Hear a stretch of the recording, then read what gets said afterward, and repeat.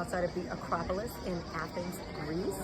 It literally means edge of the city. It was built about 2,500 years ago for the leadership of ancient Greece.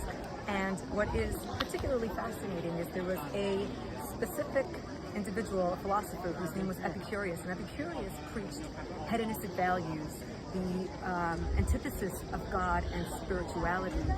He focused on the pleasures of life and really was what you would call a heretic.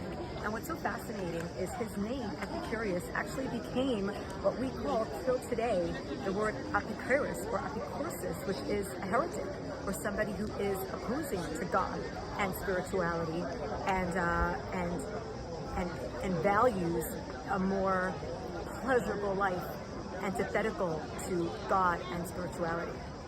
One of the most interesting parts of the Greek culture is the personality of Aristotle.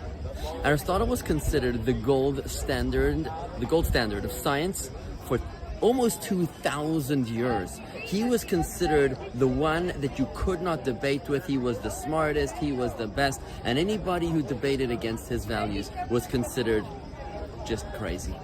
For 1900 years, the sages of Jerusalem, the sages of Israel debated against Aristotle because Aristotle believed, very, very interesting, he believed in God, but he also believed that the world was eternal. So he believed in an eternal God, but he also believed in an eternal world. Therefore, you couldn't turn to God to change the events of this world because both of them were equally as powerful. He therefore rejected the notion of prayer. Until 100 years ago, when science did a dramatic about-face. When 100 years ago, science unilaterally accepted the position that the world was not forever, but rather that the world was created through the Big Bang. Once that became scientific fact, so to speak, it meant that Aristotle and his views were thrown out the window because no longer did people believe that the world was forever.